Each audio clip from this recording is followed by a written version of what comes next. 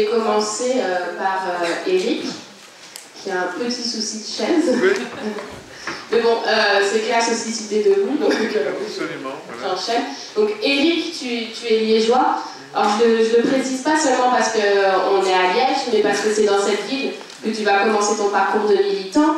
C'est une grève des mineurs que tu vis enfant qui marque ce long engagement dans divers mouvements, dans diverses organisations, qu'elles soient politiques, syndicales ou associatives.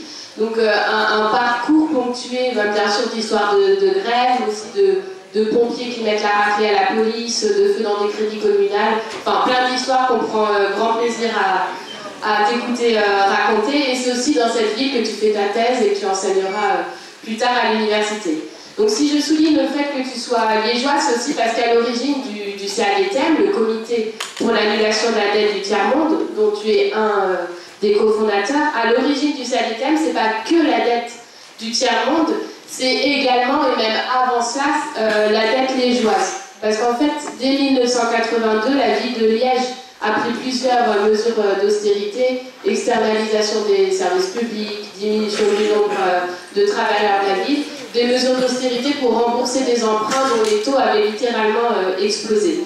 Quelques années plus tard, en 1990, cette réalité liégeoise coïncide avec l'actualité de la crise des dettes publiques dans les pays du Sud, et c'est la naissance du CADTM. Tu es liégeois et en fait peu de personnes le savent, et pour cause. En internationaliste convaincu, tu es toujours à l'autre bout de la planète. Le lundi, tu audites des dettes en Amérique latine. Le mardi, tu es en Espagne pour discuter stratégie avec les mouvements sociaux. Le mercredi, tu fais des réunions administratives avec Maud et moi. Le jeudi, tu repars en Ukraine pour donner une conférence. Le vendredi, tu gères tes milliers de mails et tu fais un peu de vélo. Le samedi, tu vas en Afrique aux activités du réseau du CADTM. Et le dimanche, tu lis un livre sur les restructurations de dettes aux Philippines entre 1856 et 1903.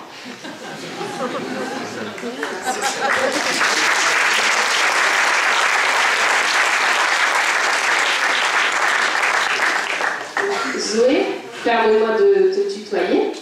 Zoé, tu es avocate, mais tu ne défends pas n'importe qui. Pendant longtemps, tu vas t'occuper d'affaires judiciaires qui mettent en cause des syndicalistes ou d'autres militants politiques, et tu obtiendras notamment la condamnation du policier qui avait tué par balle en 2008 le jeune Alexandros Grigoropoulos, qui était alors âgé seulement de 15 ans, et dont la mort avait provoqué 3 semaines d'émeutes à Athènes.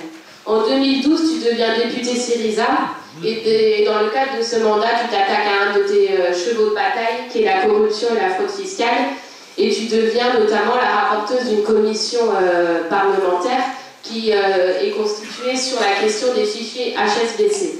Donc les longs interrogatoires auxquels tu soumets députés et ministres, les questions que tout le monde tait et que toi, tu oses poser clairement, marqueront fortement les esprits. Le 25 janvier 2015, Syriza gagne cette fois-ci les élections législatives et tu es élu à une très large majorité présidente de l'Avouli qui est le Parlement grec.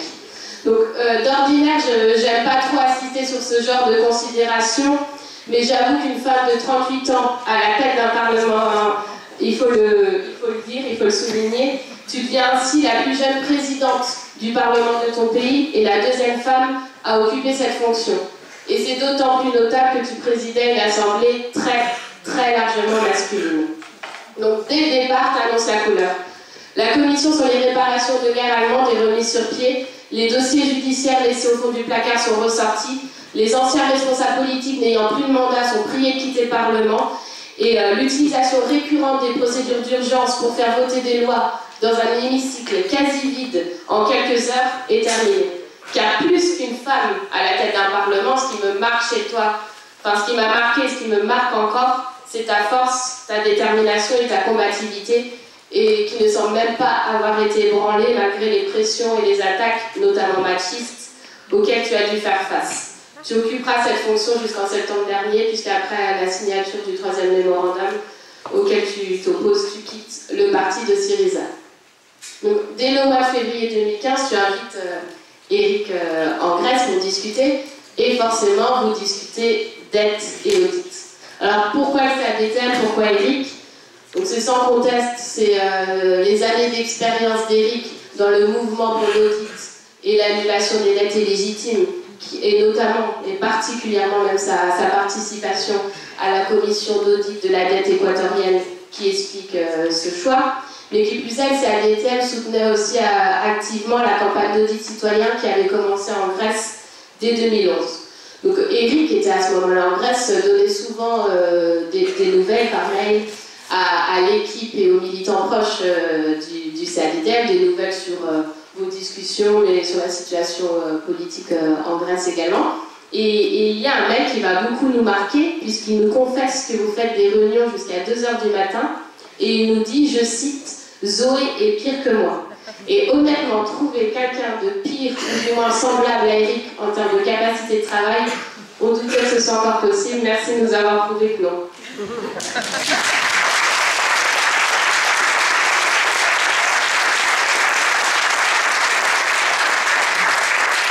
Donc, bref, tout ça pour dire que le 17 mars 2015, tu annonces une initiative qui est inédite jusqu'à ce jour en Europe, qui est la création de la commission pour la vérité sur la dette grecque, et tu en confies la coordination scientifique à Eric.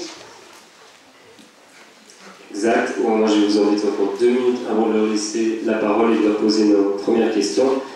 Donc, réaliser un audit de la dette publique, c'est un exercice démocratique élémentaire, mais ce n'est pas seulement un droit. En Europe, c'est devenu un devoir depuis mai 2013, quand le Parlement et le Conseil européen ont adopté un règlement qui impose les pays sous ajustement structurel à, je cite, réaliser un audit complet de leurs finances publiques afin notamment d'évaluer les raisons qui ont entraîné l'accumulation de niveaux d'endettement excessif, ainsi que de déceler toute éventuelle irrégularité. C'est donc de ce règlement, entre autres, que Zoé et Eric se sont emparés, et la Grèce a été le premier et le seul pays jusqu'à maintenant à avoir fait un audit de sa dette. En ce sens, elle nous a déjà montré l'exemple. On pourra discuter des suites de l'expérience grecque. Et après l'annonce de la création de la commission, le travail commence. Il n'y a que 2 mois pour sortir un premier rapport en juin. La date, elle était stratégique, évidemment. Je ne sais pas si vous vous souvenez des actualités à cette époque-là, mais par rapport au calendrier des remboursements de la dette grecque et pour permettre au gouvernement d'utiliser cette arme qui est le rapport d'audit dans ses négociations avec la Troïka. La commission, elle est constituée d'une 30aine de membres, pour moitié grecs, pour moitié des internationaux qui proviennent de 10 autres pays. La liste de ces membres se trouve au début du rapport d'audit que vous trouvez sur les différentes tables ou sur le site internet du CADTM. Il y a entre autres pour la Belgique Renaud Vivia ou Olivier Bonfond, que vous connaissez peut-être, Sergi Gutias de l'Espagne, de la plateforme d'audit citoyen en Espagne, et d'autres économistes, politologues, juristes et militants provenant des mouvements sociaux. Ces personnes, elles ont mis à disposition leur temps, leur énergie, leurs compétences, évidemment, tout ça de manière bénévole, pour remplir le double mandat qui avait été donné à la Commission, à savoir, d'une part, analyser les origines de la dette grecque, avec une priorité sur la période récente, et les causes de son augmentation. D'autre part, de donner des arguments pour la suspension, voire l'annulation de la dette grecque. Vous terminez le travail à temps, au prix de nuit fortement réduite, on s'en souvient, et vous présentez publiquement les 17 et 18 juin au Parlement grec. Les conclusions sont cinglantes. 85% au moins de la dette publique grecque a été contractée en violation des lois en vigueur.